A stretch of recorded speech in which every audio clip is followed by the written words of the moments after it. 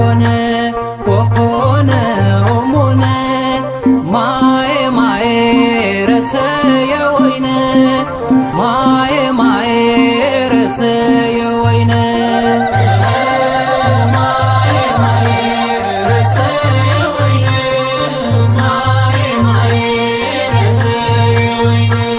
መርዓውን መርዓትን እንኳዕ ደስ በለኩም ሃረርታ ልብኹም ሎሚ ሰሚርልኩም ናይ አብርሃም ሳራ መሲሉ ፍቕርኹም ጸጋ መንፈስ ቅዱስ ወሪዱ ብልዕሌኹም ከብካብ ኮነ ወኮነ እሙነ ከብካብ ኮነ ወኮነ እሙነ ማየ ማየ ረሰየ ወይነ ማየ ማየ ረሰየ ወይነ ብድልየት ክልቴኹም እንካብ ተፋተኹም ኣብ ቤተ ክርስቲያን ተኽሊል ካባሰርኩም ደጊም ካብዛ ዕለት ሓደ ኣካል ኢኹም ጎይታ ኢልኩም ኣሎ ማንም ኣይፍለይኩም ከብካብ ኮነ ወኮነ እሙነ ከብካብ ኮነ ወኮነ እሙነ ማየ ማየ ረሰየ ወይነ ማየ ማየ ረሰየ ወይነ ኣማከልኩም ይኹን ሃልሃል ዝብል ፍቕሪ ክጠፍ ዘይክእል ናይ ልዑል ፈጣሪ ዘላለም ካባኹም ግን ከይተፈለየ ከም ብርሃን ናይ ፀሓይ እንዳተቖልዐ ከብካብ ኮነ ወኮነ እሙነ ከብካብ ኮነ ወኮነ እሙነ ማየ ማየ ረሰየ ወይነ ማየ ማየ ረሰየ ወይነ ክቡራት ወለዲ ብዙሕ ተሓጐሱ መስዋዕቲ ምስጋና ንጎይታ ኣፍስሱ ቤተሰብ ዕዱማት የዕሩኽ ምስ መሓዙት ሃየዓልልሎም ነዞም ክልተ የሕዋት ከብካብ ኮነ ወኮነ እሙነ ከብካብ ኮነ ወኮነ እሙነ ማየ ማየ ረሰየ ወይነ ማየ ማየ ረሰየ ወይነ ከብካብ ኮነ ወኮነ እሙነ ከብካብ ኮነ ወኮነ እሙነ ማየ ማየ ረሰየ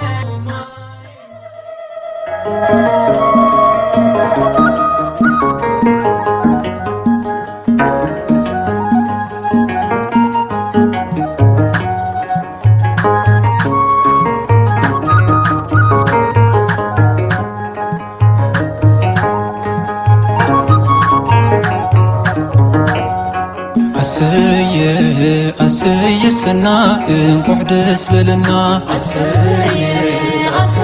ሰና እንኳዕ ደስ በለና አሰየ ሰና እንኳዕ ደስ በለና አሰየ ሰና እንኳዕ ደስ በለና መርዓውትና እንኳዕ ደስ በለኩም ናብ ዘዘብቅዓኩም መርዓውትና እንኳዕ ደስ በለኩም ናብ ዘዘብቅዓኩም ወመርዓዊ እንኳዕ ደስ በለካ ናብ ዘዘብቅዓካ ወመርዓዊ እንኳዕ ደስ በለካ ናብ ዘዘብቅዓካ እንኳዕ ደስ በለካ አሰየ ሰና እንኳዕ ደስ በለካ አሰየ ሰና እንኳዕ ደስ በለካ አሰየ ሰና እንኳዕ ደስ በለካ አሰየ ሰና አቤት ስራሕ ኣምላኽ ሕስብ ከተብሎ አሰየ ሰና ድንቅዩ መስደምም ነቲ ዘስተውዕሎ አሰየ ሰና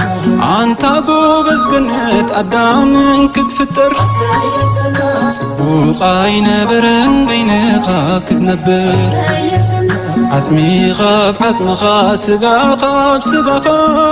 ንህዋን ኣካልካ ደጋፊት ሂቡካ አሰየ አሰየ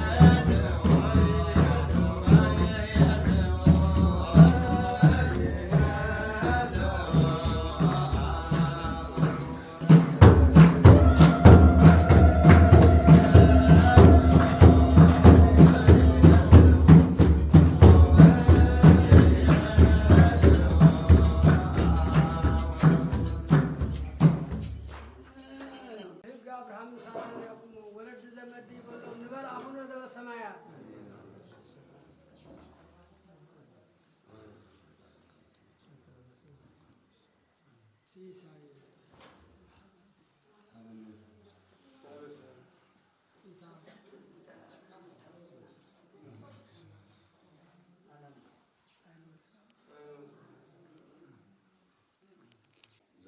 زبن سلام خبرنا سناي فعالي قال كلام مالت كدقم زي كل هذا عوي مستير بእግዚአብሔር አምላክ ሰማይን ምድርን በቃል ኪዳን አቆይመዋል ነፍታ ሰማይ በዘይ አንዲ ንምድሩን በዘይ መሰረት እግዚአብሔር አምላክ በቃል ኪዳን ገሩ አቆይመዋል ቃል ማለት ቃል ኪዳን ካ እምነት ናይ ቃል እምነት እግዚአብሔር አምላክ አቆመው اسمه أوتي بيكون وأتعزز وتفتر تأزاز وهبهم يحلفوا واقمهم العالم عالم كم ذا القدس نسوي الوام تفتروا تأزاز يبوهم كأي حلفوا قوم إلى مكان العالم عالم كسر زابير أملاك فتر كله زابيرنا أدم فتير وبعنة عربي ونقل أطم بنت أي وتعالى هوا خمس بلودا سماريام كا سجام أي مسنجلو فتيرو إتي أطم ما أطمي وسجام سجاي لا تكون بسيتيه بمبال فترانه هوان ወንጀል ማቴዎስ 10:9 ምዕራፍ ካንታ ይብል እዞም ሰባት እዚኦም ካብዝሎም እዚ ሓደ ዘምዳ አንበር ክልተ አይኮኑ እግዚአብሔር ጸምበሮም ካውድ ሰብ አይፍለዮም ግደ ፈቴካ ጸሊእካሲ መገሻ ወይካ ካልእውን ምልሶት ዝባሃል እንኳ መጽሐፍና አይፈቅድን ፍትሐ ነገሥት ሰይጣናዊ ሽምግልና ይብለን ምልሶት ስለምንታይ እታሰብ ዘይትፈልጦ መስፈለጠት ወደ ዘይፈልጦ መስፈለጠ ንሱ ዝኸምአን ሰኻ ኸምኡን ኸይትጥምት ምልሶት ዝባሃል እንኳ መጽሐፍና ይኸልክሎ ዘአስተጻመረ እግዚአብሔር ይፍልጥ ሰብ ዝብልካ ነዚ እግዚአብሔር ጸምበሮ ሰባ ይፍለዮ ካብ ዝዕለት እዚ ክልተ ዘይኮንኩም ሓደ ስጋ ኢኩም ጳውሎስ ምን እንተይሉ ከምቲ ክርስቶስ ንቤተ ክርስቲያን ርእሳ ዝኾነ ሰብኣይ ካን ሰበይቱ ርእሳ እሞ ክርስቶስ ንቤተ ክርስቲያን በጃ ከም ዝሓለፈላ ንስኻውን በጃ ሰበይትኻ ከም ትሓልፍ ወይ ከዓ ናታ መስዋዕት ከም ትኸፍል ዝብል ንበዓልቲ ቤት እውን እንተኾነ ወነበረ ሰራት ትእዘዞ ለአብርሃም ወእግዚእ ትብሎ ወሃባ እግዚአብሔር ወልደ ብሩክ ሳራና አብርሃም ትእዘዞ ነበረት ጎይታይ ትብሎ ተኽብረው ነበረት እሞ እግዚአብሔር አምላክ ብሩክ ውላድ ሃባ ሳራ ሓደ ያውልዳ ይስሐቅ ካላይ ደገመት ንዑ ግን እንታይ ኢልዎ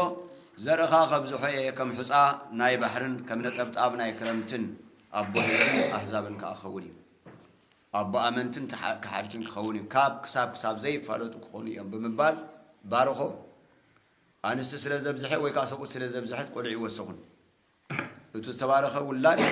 ሕሉፍ ሓሊፎ እግዚአብሔር አምላክ መስዋዕትን ክኸውን ዘቕረቦሞ እግዚአብሔር አምላክ በጅኡ በጊዕ ዝሃቦ ኣብ ኦሪት ዘጸአት ከም ዝሕብረና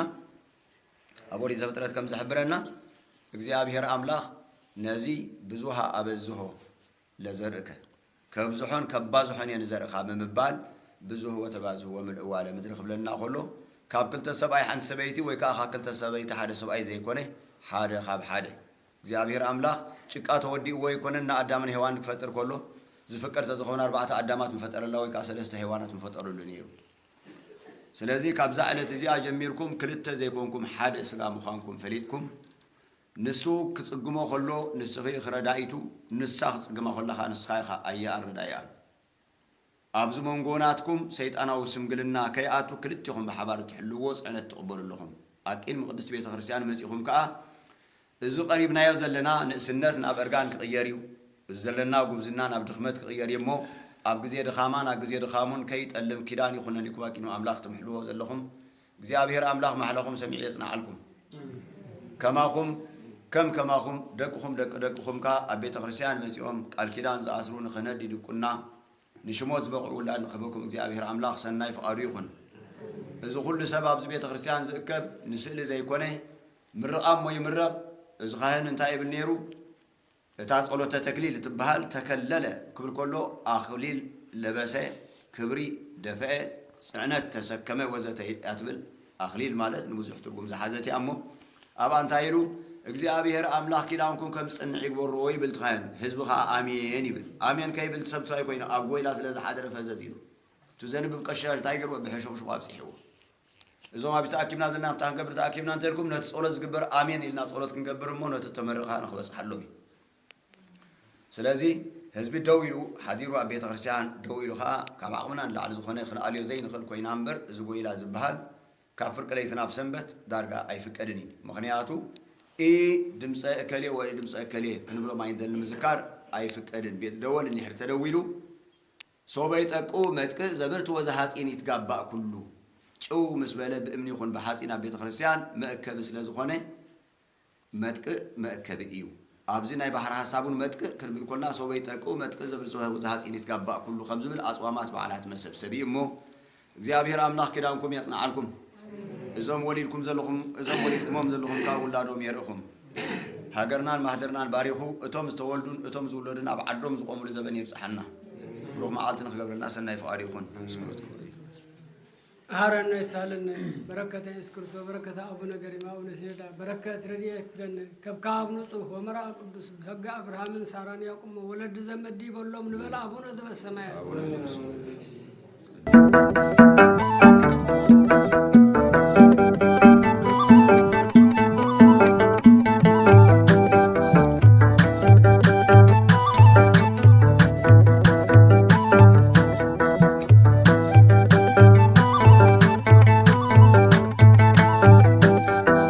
سر فقري تتاميركم سلام سمايات تخافيركم بما سر فقري تتاميركم نقدوس قربان تخافيركم نزل عالم بسنيت ينبركم نزل عالم عبريه حادركم روحوس كما عكعكم روحوس كما أملاخي باركم ما سر فقري تتاميركم سلام سمايات تخافيركم ما سر فقري تتاميركم نقدوس قربان تخافيركم نزل عالم سنيت ينبركم نزل عالم عبريه حادركم روحوس كما وعكعكم روحوس كما أملاخي باركم بما سر فقري تتاميركم سلام سمايات تخافيركم بما سر فقري تتاميركم نقدوس قربان تخافيركم نزل عالم بسنيت ينبركم نزل عالم عبريه حادركم روحوس كما عكعكم روحوس كما أملاخي باركم ما سر فقري تتاميركم سلام سمايات تخافيركم ما سر فقري تتاميركم نقدوس قربان تخافيركم نزل عالم سنيت ينبركم نزل عالم عبريه حادركم روحوس كما وعكعكم روحوس كما أملاخي باركم يكورس حبستي مقلتي حابوسنا تواخم العلوف توات أحواتنا يوهانا يوهانا روحوس كما بقلو سدرا بيت نقويتا بعوتا عللو سدرا بيت نقويتا بعوتا عللو ما سر فقري تتاميركم سلام سمايات تخافيركم ما سر فقري تتاميركم نقدوس قربان تخافيركم نزل عالم سنيت ينبركم نزل عالم عبريه حادركم روحوس كما وعكعكم روحوس كما أملاخي باركم دمتي فتاوي خي مسجد بزوح دستا كم دهي مسنكو مراخي تركتا حررتو باخي عزيز بفخرو كبخران وريدو عم بابا تطيرو كبخران وريدو عم بابا تطيرو ما سر فقري تتاميركم سلام سمايات تخافيركم ما سر فقري تتاميركم نقدوس قربان تخافيركم نزل عالم سنيت ينبركم نزل عالم عبريه حادركم روحوس كما وعكعكم ርሑስ ጋማ ኣምላኽ ይባርኽኩም مرعاوي فسها أمثال لعول قويتا تقاني بمسكل ناي فقر بلتا إنهت مرعت قاوش تخاسة فرعا تخلوين فقري ما أزا حدارا تخلوين فقري ما أزا حدارا بمصر فقري تتميكم سلام سموات خافيلكم بمصر فقري تتميكم نقدوس قربان تخافيلكم نزل عالم بسنيت يربر